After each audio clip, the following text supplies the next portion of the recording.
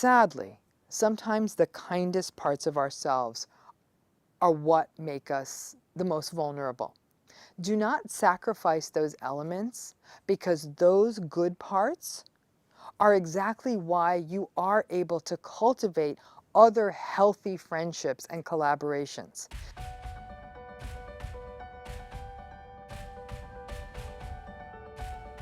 We're going to be talking about the rescuers. But before I go on, I'm always going to say, please hit that subscribe button, join this network, because it would be wonderful to have you, or I should say channel. It would be wonderful to have you along. It's a really great community on this channel. So let's talk about the rescuers. Come on now, you guys know who you are. You're lovely many times. You're the ones who may take people on as a project, and you're always trying to help people out.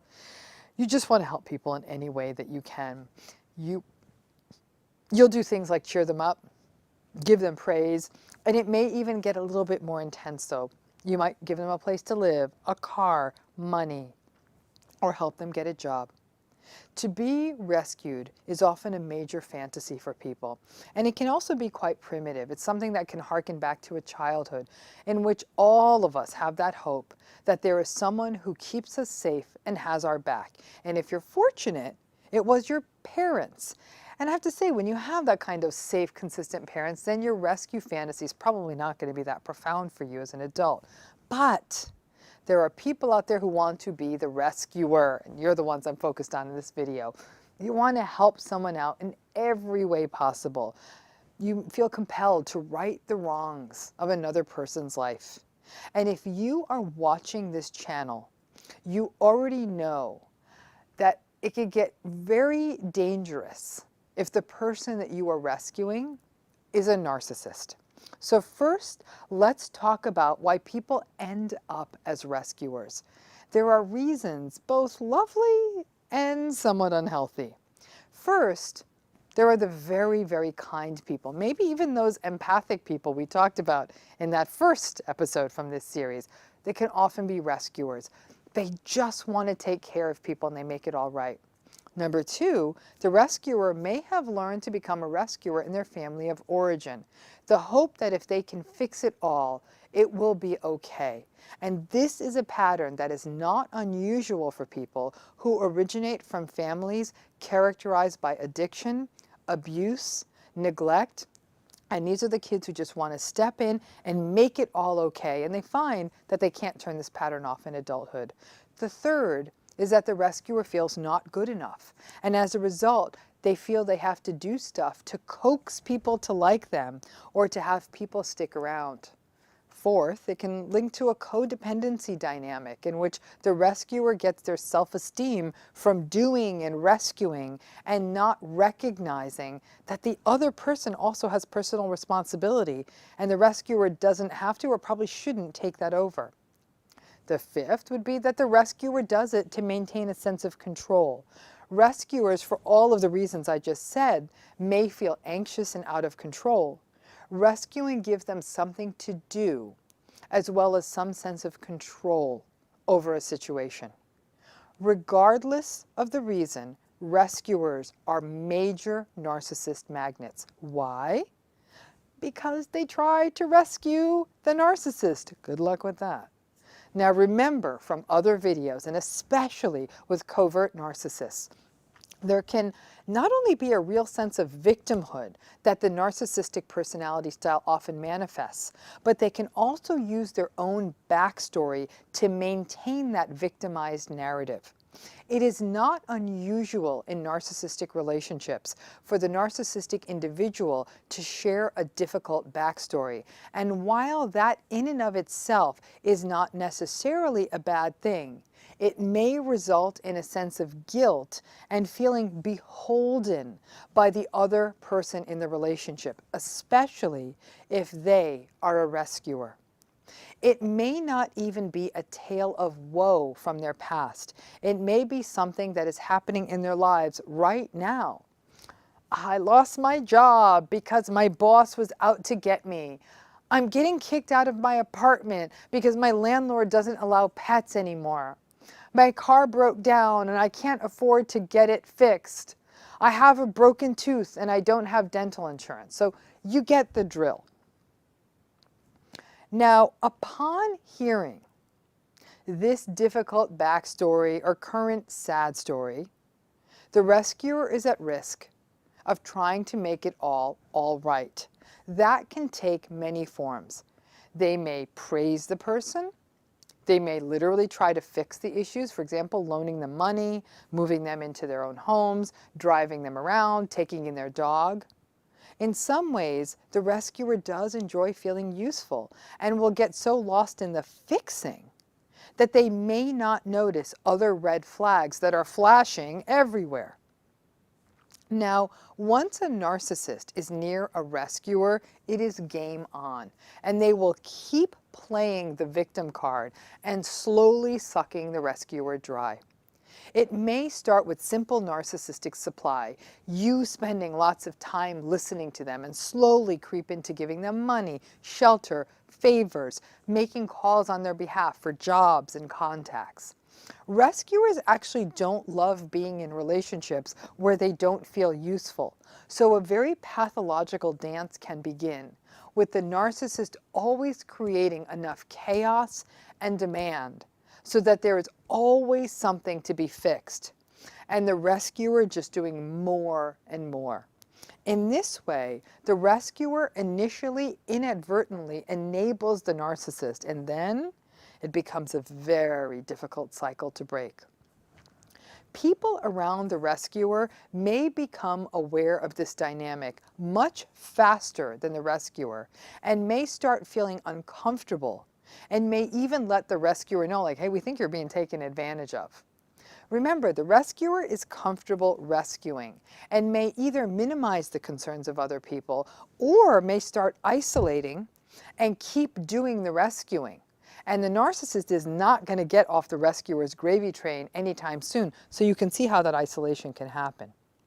But sadly, the narcissist is a rescue project that will never end, no matter how much you do, no matter how much money, how many opportunities or contacts or time you give them, it will never be enough.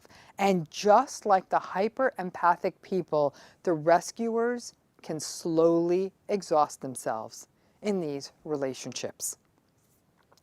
There can also be some real shame on the part of the rescuer once they realize that they have been taken advantage of. It can feel like you were played or that you were the victim of a grifter or a shakedown artist.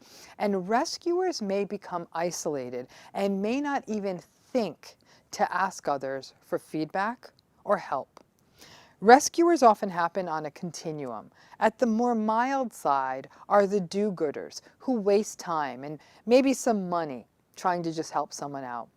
At the extreme level are those caught in a toxic and even dangerous cycle of putting themselves in harm's way for the narcissist and may even become complicit in criminal activity or put their financial lives in peril, put themselves or their families in proximity to dangerous or harmful people, or put their reputations at stake in a permanently damaging way. Because narcissists do not have empathy or awareness of the harm they cause others, and because they are entitled and believe the world owes them something, they will suck rescuers dry because they don't care about the harm they cause them, and they really do feel entitled to what they're getting.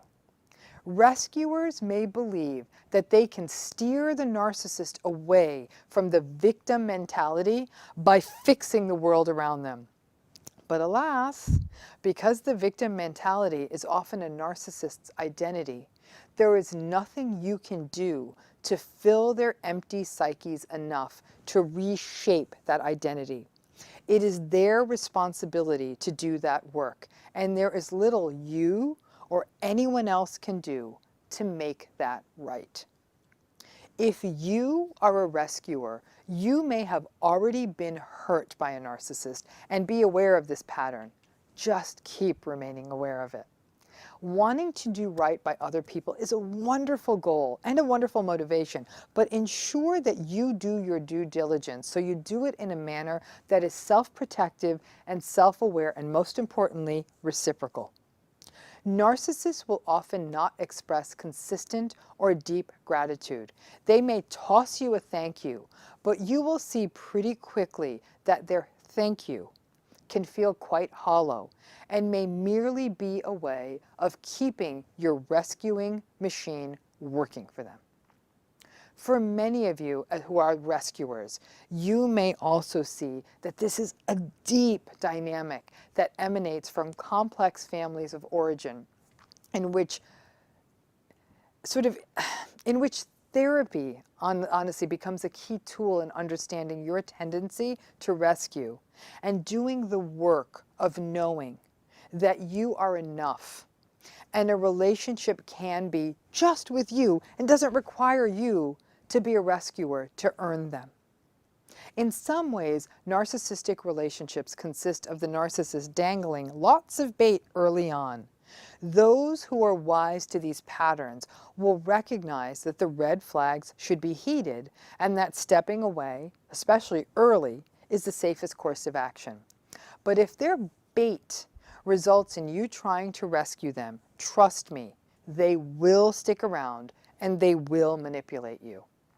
And sadly, even if you are a rescuer for years with a narcissist, even if you put yourself in utter financial or other peril for them, the day you set a boundary and say no more, even after all you may have done for them, the narcissist may very well discard you. And for many rescuers, that is a devastating moment. Listen, rescuing is fine for cats and trees and for emergencies, but it is really not a healthy part of an adult relationship landscape. To all of you rescuers out there, pay attention so you don't get pulled into a narcissistic vortex, and find ways to channel your giving nature into pursuits that are meaningful, purposeful, and good for you. And keep in mind too, as much as we may often view the rescuer dynamic as something that plays in sort of with a partner or something like that, it can happen in the workplace, where you might be the rescuer who tries to do everyone else's job because someone else is having a bad time at home or something like that, and you keep doing it over and over again and running yourself ragged, and yet that coworker takes the promotion on the back of your work.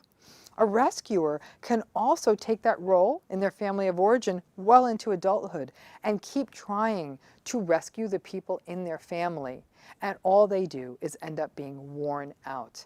If you're going to rescue anyone, focus on yourself.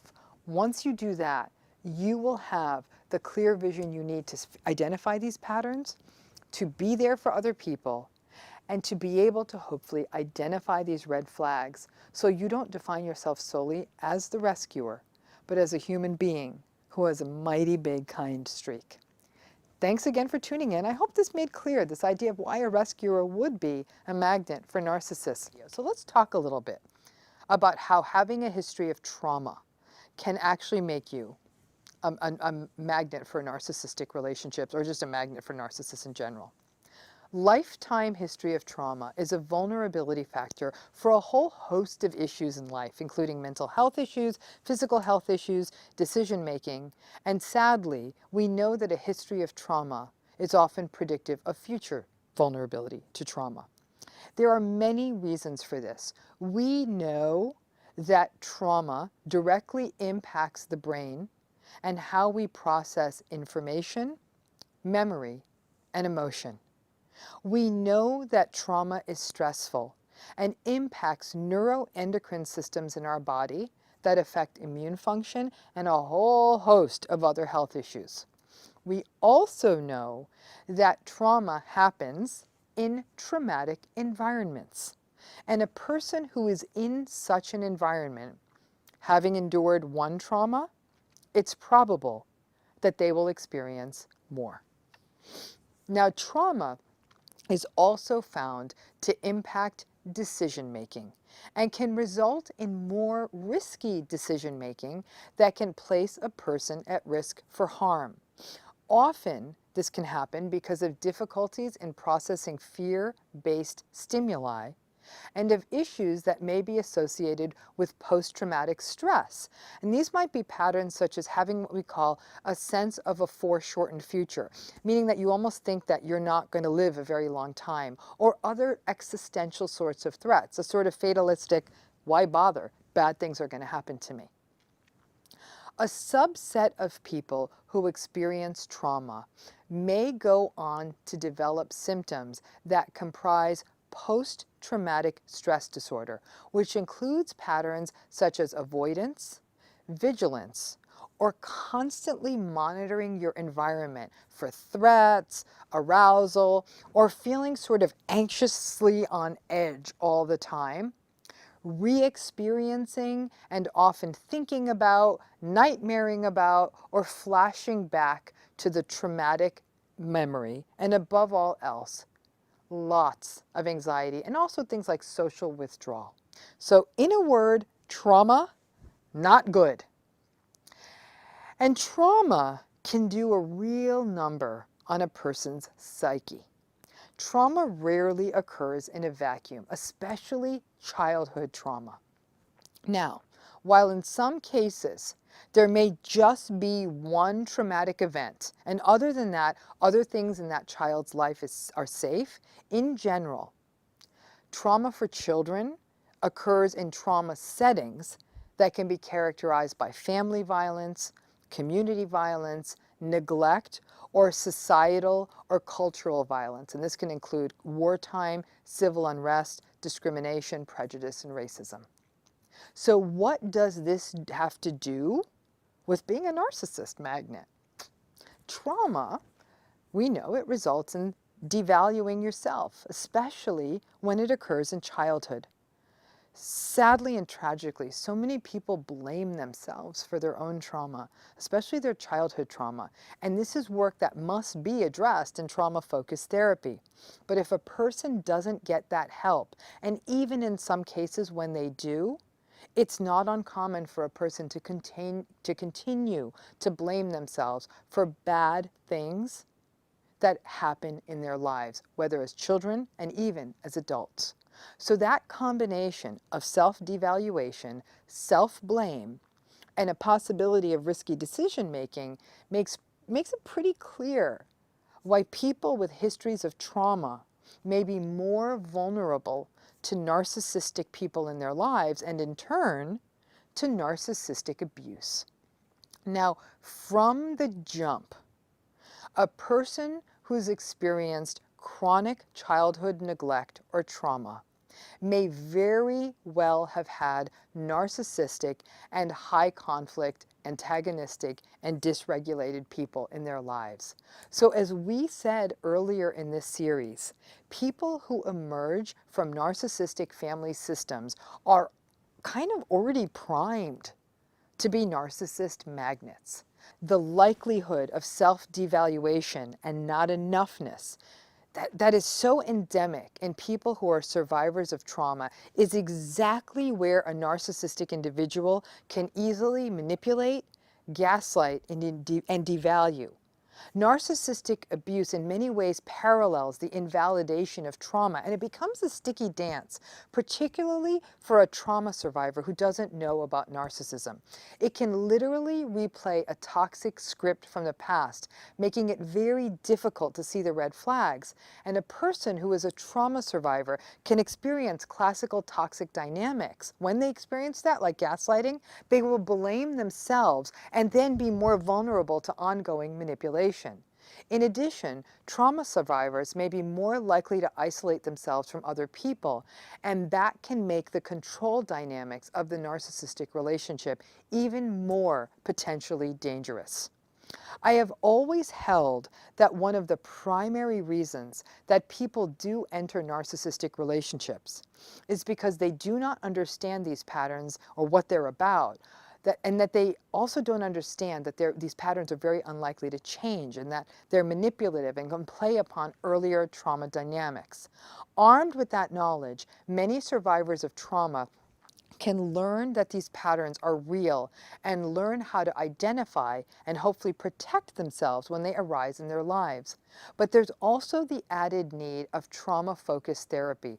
All the education in the world will not make an impact unless a person can do a deeper dive to understand how their trauma is impacting them into adulthood. To unpack all of that and to also be enlightened about the dynamics of narcissism are key issues that can be protective. The reflexive self-devaluation often observed in trauma survivors is a key ingredient in how there is a vulnerability for what I call the suck and stuck dynamic, of initially getting sucked into the dynamics of a narcissistic relationship and then for getting stuck even when the red flags are popping up everywhere. And far beyond anyone who has experienced trauma, let's face it, one of the greatest vulnerabilities anyone has, one of our most magnety elements, is that too many of us feel as though we are not enough and need to earn the love or the regard of another person.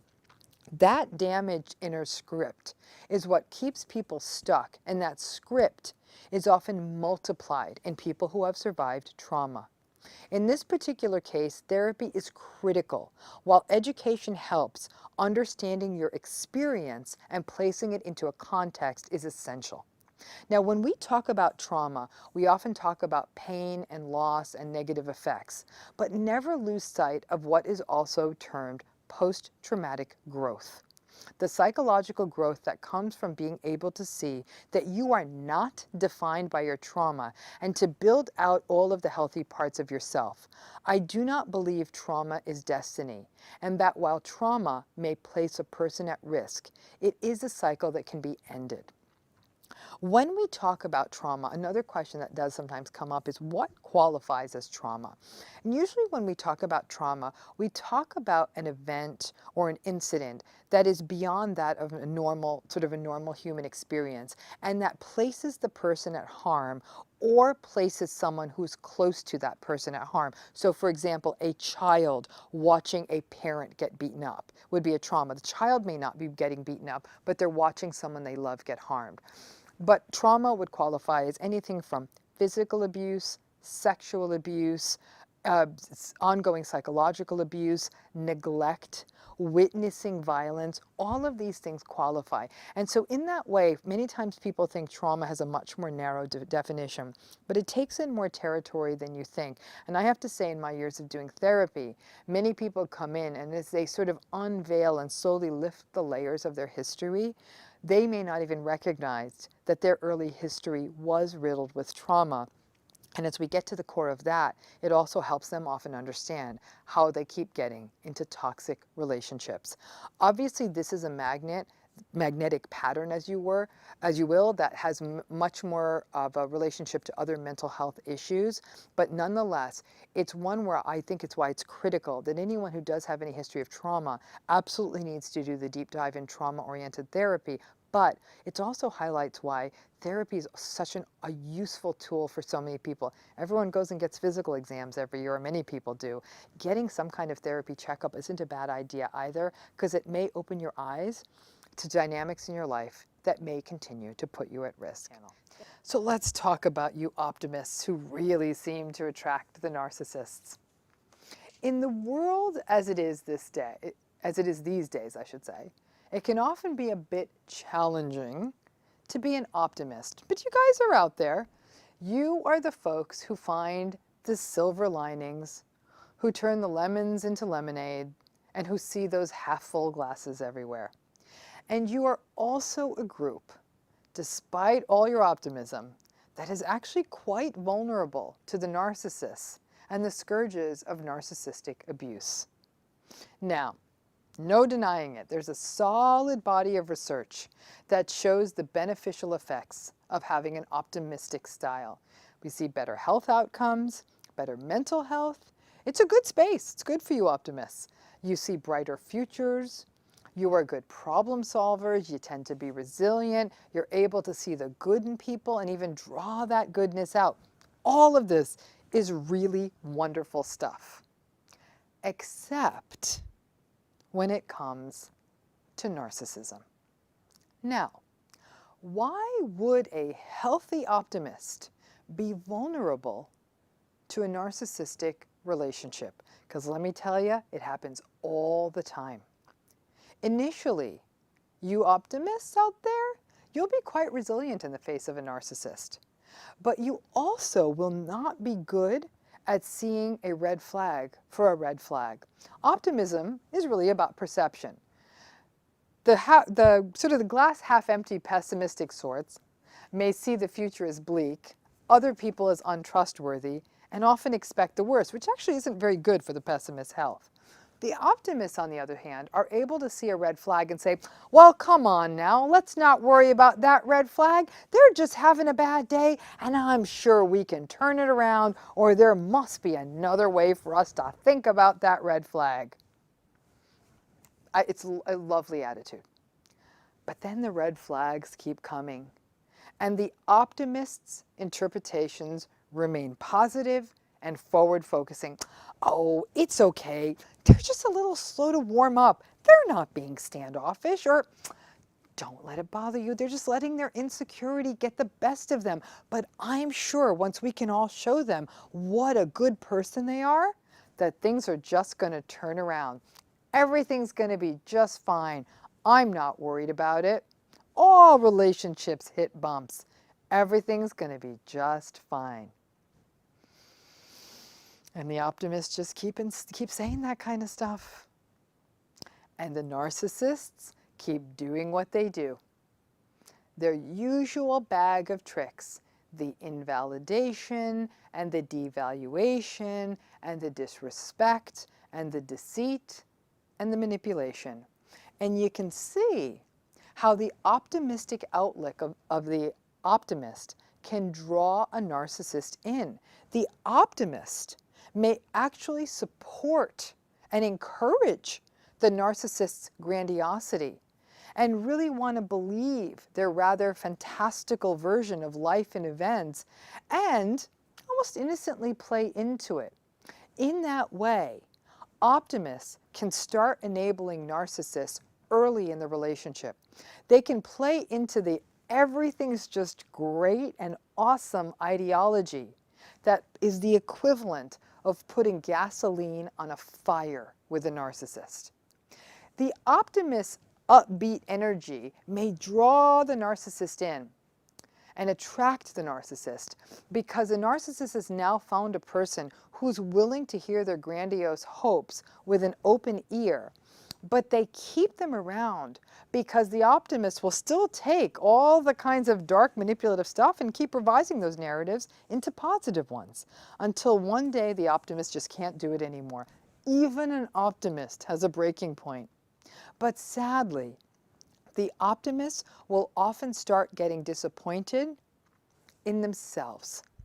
They may actually feel angry at themselves or ashamed because they can't maintain the hyper-positive party line and keep trying harder and harder to remain positive.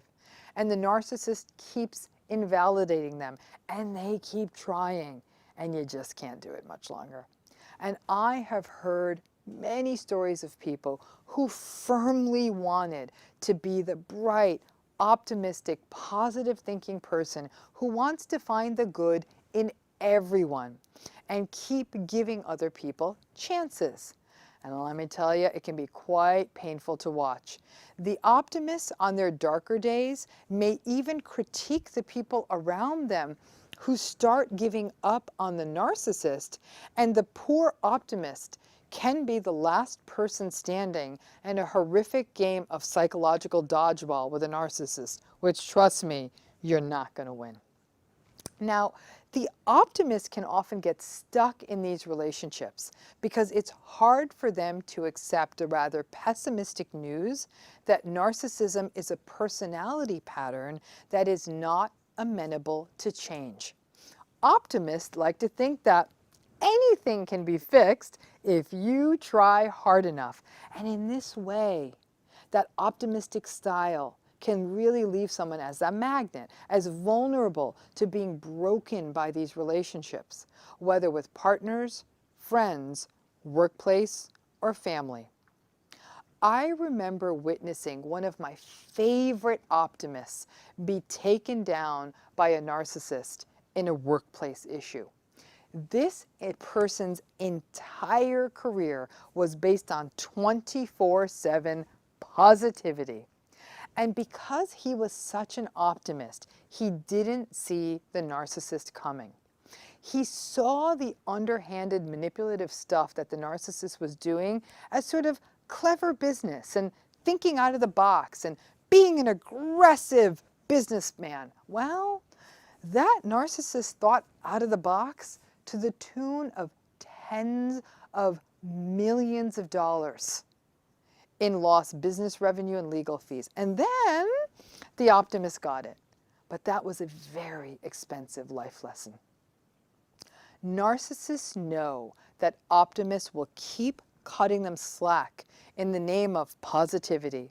They will even use it as a manipulative play and keep giving the optimist the kinds of feel-good stories and feel-good outcomes that keep optimists on the hook and really maintain those positive beliefs of the world that they have. There are certain groups who can also be vulnerable to a bit of what we can call blind optimism. People who make their living telling people, you can do it, or who believe they can see the love and the light flowing out of everyone. Be very careful here, because this may be a narcissist in optimist's clothing. More than a few narcissists fall into these healer, cheerleader, guru spaces. If you didn't yet, please go check out my video on communal narcissism. And these are folks, narcissists, who may even be posing as optimists to get narcissistic supply from their followers. A genuine optimist who runs into one of these narcissists playing at being a healing optimist can be a difficult combination. And the optimist in this situation can get really burned and experience the dark night of the soul, because they may have gone to that healer to do some real growth and not just to be fleeced by a narcissist. To survive with a narcissist, you absolutely can remain optimistic, but it must be an informed optimism. Optimism is not synonymous with foolishness. But if you do not get that figured out, you can get played for one by a narcissist. Instead of a blanket, optimistic approach to all people, perhaps just take those rose-colored glasses off long enough so you can see those red flags, and then still retain your optimistic view of other people once they have earned it. Optimism is one of those things that we love. It's a booming industry when you look at leadership coaches and these big coaches that fill up stadiums. Just be optimistic. Everything's going to be okay. You can go out there. And many times they really sort of fuel people's grandiose dreams. Ironically, sometimes narcissists can very much fall under the sway of these sorts of optimistic leaders, because they're the only people that are going to keep fueling the narcissist grandiosity. But if you're a more well-intentioned, everyday kind of optimist who really does try to find the good in people, you gotta be very, very careful. You may be very impressed, for example, by someone in the workplace who's very, very good at what they do and say, wow, this is the best such and such I've ever seen. That's all good and well. But just being good at something is not a free pass for acting poorly, unempathically, and in an entitled manner. Here's where the optimists can sometimes get their signals crossed in a way that they'll say, but they're so good at this. They just must be good. And optimists will often take that bias that they're good at this. It's a bit of a halo effect. You're good at this. You just must be a great person. Just be more shrewd if you're an optimist by nature.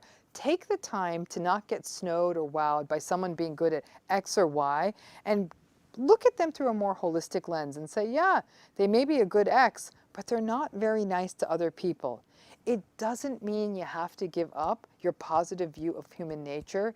It just means that you have to be more discerning and a critical thinker when it comes to people. Because I have to tell you, given how difficult the world and life has become, We absolutely need all of you optimists, but you are at risk. You can be real narcissist magnets. And like I said, in no way, shape, or form do I at all believe that optimist is at all synonymous with foolish. It is, to me, optimism is a very healthy form of energy.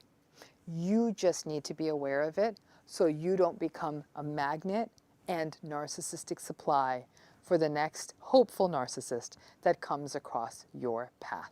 So let's talk about this. What do I mean that people who grew up in happy families or are adult children who originally came from happy families are vulnerable? Now let's face it, this is the one that's paradoxical. It seems like no one is safe, but in fact, people who are out there from really loving, happy, safe, optimistic families are at a bit of a risk. They are the yin to the yang of those people who are from really narcissistic families. And some of you are watching this and saying, yep, my family was actually A-okay. My parents were nice people. We had a peaceful life. There was no trauma. I knew I was loved and I felt safe. And yet, you grew up and you found yourself in a narcissistic relationship. Why did that happen? Why would people from happy families and happy backgrounds actually be vulnerable to being narcissist magnets?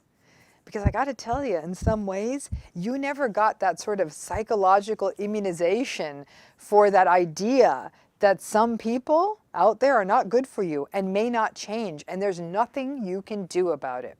People from healthy, happy families learn, and it's a good thing they learn this, that they have something called agency that they can take out into the world, that they can set goals, and that they have the right to pursue those goals and achieve those goals. When you come from a safe and unconditional space, it leaves you with the time and the bandwidth to do those things. And obviously, being from a happy family is not a unilateral protection against mental illness. While a chaotic and problematic family system can be a vulnerability factor, a healthy family can be a protective factor. There's no guarantees. But I must say, coming from a happy family allows you to feel safer taking healthy risks and be yourself because you were likely told and experienced this idea that you were more than enough. So why would someone this healthy be a narcissist magnet? Why wouldn't they see the glaring red flags of narcissism from miles away? Because in some ways, you need to spend some time with something to kind of understand it. And if you do actually believe that love is unconditional and forgiveness works and people can be trusted, you can see how a person from a happy space may not be able to process the narcissist behavior and instead may view it through a lens of rescuing, kindness, and second chances, a bit like the forgivers. And you may be both of these things, a forgiver who's from a really happy family. And so you meet a charming, charismatic, attractive, confident person. And in a few weeks or months, maybe some little red flags show, but that narcissistic person may be so charming and generous, and they may win your family over. And then, because it happens every time with a narcissist, the cracks start to show. The gaslighting, or some subtle manipulation, or hypersensitivity, or their entitlement, and you may just laugh it off or make an excuse. And the difficult part is that you are from a happy family, so you likely trust them. They also may not, your family may not be seeing the day-to-day stuff, and they may keep telling you, oh, he's such a great guy, or she's such a great gal, and relationships always have little bumps, and everything just works out if you communicate and you just talk it out. And even if you hit bumps, you try those things. You talk and you communicate because you've seen that healthy relationships are actually a thing. And communication actually works in your own family. So you communicate. And it doesn't work. And so you keep trying to communicate because that's how it's supposed to work, right? And now you're getting more confused. I have actually had the opportunity more than once to consult with happy families who watch who themselves watch their son or their daughter get destroyed in a narcissistic relationship. And when I sit with them and explain the dynamic, they will often say, we didn't even know that this was possible or even understand this. It's actually really quite heartbreaking because it can be painful to have the first time that you're seeing a narcissistic relationship play out, to watch it be happening to your adult child in a relationship.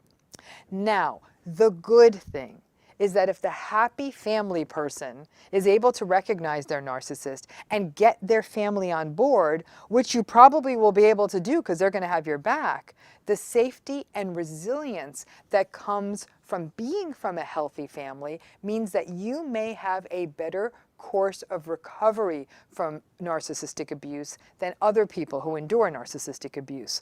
But it's still going to be a difficult road ahead, and something that may not only have shaken your faith in the world and in love and in relationships, but also your family's faith in those things. So how do you go through the world if you do have the advantage of a happy family, but you also don't want to fall into a situation like this? First, you need to know that this is a thing, this narcissism thing. And the first time someone doubts your reality or expresses disproportionate rage or their stories don't line up, allow yourself to question it, to set boundaries, to try not to rescue them or don't make excuses for their behavior. Pay attention to what is in front of you and see it clearly and assess their behavior on the basis of the behavior and not what you hope it is or want it to be, but what it is. And don't let yourself be second-guessed by the well-meaning family around you who still believes in happy endings.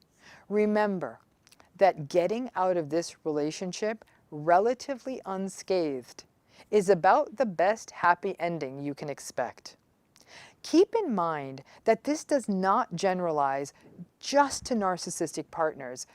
Coming from a happy family may also cause blind spots in terms of clearly perceiving narcissistic employment situations, friendships, and you may feel as though you fall down the rabbit hole when you get into these narcissistic relationships, because this is something you don't get. I often reflect on a simplified telling of the story of Siddhartha, the Buddha. He grew up in absolute splendor and was completely protected from any misery in the world. All disease, infirmity, human pain, and even aging were hid from him. Then one day, as he emerged into adulthood and was being extolled as the future leader, it was the time when he would be taken out of the palace for a sort of parade for everyone to see him. And the town was warned to hide all people who were not perfect and to hide the ill, the elderly, and anyone who had any visible wounds or deformities. But when the parade happened, obviously they couldn't hide everyone. And Siddhartha finally began to witness for the first time human suffering and frailty. It's a long story from there, but from there he said, I've got to see what this real world is about.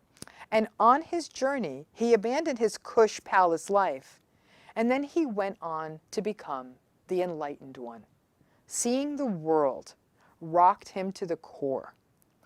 So safe, loving families of origin are wonderful and protective, and honestly, I do wish everyone had one. However, this also needs to be balanced against a realistic view of the world, that not everyone does play fair or empathically or compassionately. Perhaps the sweetest of sweet spots is to have that safe and loving start, but with some tough life lessons. The life isn't always fair. People don't always change, and trying to rescue people with your love can be a dangerous bet. In sharing that story of Siddhartha too, my point is that, listen, he was able to turn it around and turn it into enlightenment. For some people that fall from grace, of seeing what the world really is about in such a cruel way, after being protected from it for so long, sure, in some cases it may result in enlightenment, but for others it might be sort of a loss of innocence they aren't ready for. Listen, if I ran the world, I would teach about narcissism and antagonistic personalities and all of this probably in middle school. teach kids life ain't fair. Sadly, we come up through school thinking life's a meritocracy and life is fair. It's really not.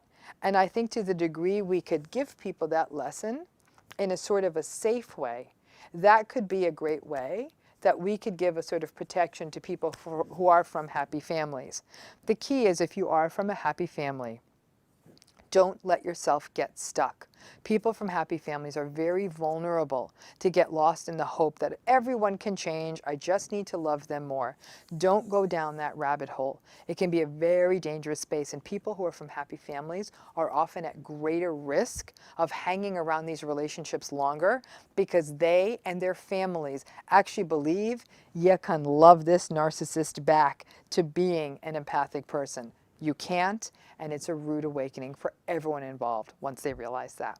So those of you from happy families, I hope that this gives you some insight on how you ended up in this rather dark alley of a narcissistic relationship thinking, I don't have the usual risk factors. Well, apparently you have one of them. We're coming to the end of this, and what we're going to talk about now is something that a lot of you are probably experiencing as you watch this series, which is, wait a minute, I'm more than one of these. I'm a multi-magnet. Lots of you are. So let's talk about what if you are a multiple magnet kind of person, because most of you probably are. So now that you have watched this entire series, you're probably thinking, yikes, I'm probably more than one of these. I'm a rescuer who forgives, who has trauma, and who comes from a narcissistic family. Oh my gosh, I've got 4 magnets. And that's probably about the norm. It's likely that your various magnet types are additive, and they may even be multiplicative, meaning that the more of them that you have, the more vulnerable you are, not just to get sucked into one of these relationships, but to get stuck in to any kind of narcissistic relationship. When you take these magnets together, you can see how these magnetic styles can lead you to get blindly drawn in. You may not recognize red flags because if you grew up in this kind of family, they're all you know. Or because through trauma bonding or cognitive dissonance, you have become masterful at making excuses for everyone in your life who behaves in a toxic manner. You basically become like the ultimate enabler without meaning to. Or because you just haven't had that much experience with toxic people, and this is brand new territory for you, as we see from people from those very, very happy families. And then there is the collision point between all those little magnety patterns you have and knowledge. This entire YouTube channel is a passion project of mine, which is meant to spread awareness. In some ways, changing these magnet styles of ours is actually quite difficult. We can't go back and fix our family of origin. We can't just stop being us. And I gotta tell you, being a forgiving person isn't necessarily a bad thing. But forgiving someone or forgiving people who are just going to view your forgiveness as an excuse to keep behaving badly is not good for you. So having knowledge of what these patterns are, so you can catch yourself in making excuses and recognize toxic for toxic. For example, gaslighting is never okay. When someone doubts your reality, become suspicious, and step away slowly. Don't make excuses. Now, sadly, some of these magnetic styles that you have are also reinforced and supported by society. We cheerlead people who are rescuers, and people spreading all that optimism and positivity is clearly something that people want to get behind. Now, call me a cynic, but I'm a fan of some healthy pessimism myself. Just enough of it to require people to earn your trust rather than just handing it out. And to not view every person's sad story as something that you need to rescue. Listen to their story, be present, but once something feels like a one-way street, give yourself permission to give your relationship a real critical look. It has always been heartbreaking for me to witness good people, people who do see the good in others and who are forgiving, or who just had a rougher start in life because of the narcissism in their parents. I really find it difficult to watch them, and it's terrible to see them beat themselves up and call themselves stupid for falling into a narcissistic relationship with a partner or even a boss or a friend. I've seen over and over again people in these situations chastise themselves and say they should have been smart enough to notice it. I view my job as being one where I try to make people aware of their blinders. In some ways, we all have them. None of us are completely immune to these patterns, and all of us likely have one magnet that we are. But I'll tell you this now, you aren't stupid. It's important for you to be aware of how your magnetic parts, or magnety bits, may put you at risk for these kinds of relationships coming into your life, and how these parts of you may make it harder for you to cope with them when they really start going south. Remember, these magnet patterns aren't just about understanding how you get pulled into relationships with partners like your spouses or boyfriends and girlfriends and that kind of thing. It's also about understanding. Understanding your magnets also helps you understand why you might keep making excuses for toxic family members, or for your toxic adult children, or for difficult friends, or for invalidating and abusive bosses. If you can see these relationships for what they are, it doesn't necessarily mean that you just pack it in and walk away. I mean, let's face it, none of us have that luxury. But hopefully, you can learn to view them with a more realistic eye. Stop investing so much time and energy into relationships that don't bring anything healthy into your life. Recognize that people with narcissistic personality styles will never see you, and stop making excuses for them. Figure out why it is you are keeping them in your life. And once you figure that out, then start figuring out the workarounds, how you need to have realistic expectations of this relationship, radical acceptance, minimizing engagement, and stop wasting your time always trying to be a fixer. Sadly, sometimes the kindest parts of ourselves are what make us the most vulnerable. Do not sacrifice those elements, because those good parts are exactly why you are able to cultivate other healthy friendships and collaborations. Safeguard those vulnerable parts of you, and always remain mindful of how your magnetic elements may draw you to something that isn't good for you, but also keep your eyes open to the fact that those magnety parts of you may also be what drags you into exactly the relationships that might end up being your salvation. I know that some of you are saying, I might have been 7 out of the 8. No one's going to be from both a happy or a sad family. But there's a lot of you saying, I'm like all of these. And knowing that about yourself, just pay attention. Really, really be aware of how you fall into reactivating scripts around trauma bonding and codependency and enabling that can take the form of rescuing and forgiving, and save that optimism for situations and people that deserve it. Those magnets, they may end up being a sort of superpower. Just make sure that you protect them when the narcissistic folks are around. I genuinely hope that this series gave you some insight into some of the vulnerabilities in you, especially those of you who found yourself over and over again getting into these relationships, either dating someone like this or marrying people like this over and over again, or even you have friends like this, you have partners like this, you have a workplace like this. I am going to tell you this right now, and this is the hopeful part. Once you identify these magnets, once you decide you want to end these cycles, something you're going to learn about yourself is that you're going to realize that, yeah, I don't want to keep these unhealthy relationships around. And the neat thing is once you start cleaning house and getting rid of one, before you know it, you're getting rid of lots, clearing out space for healthy people, healthy experiences, and living a life where you feel like you're more than enough. So again, thanks again for tuning in.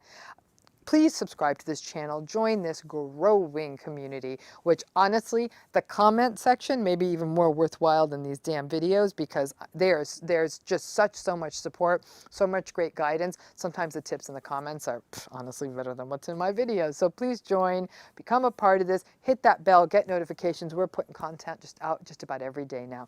Thank you again. Bye.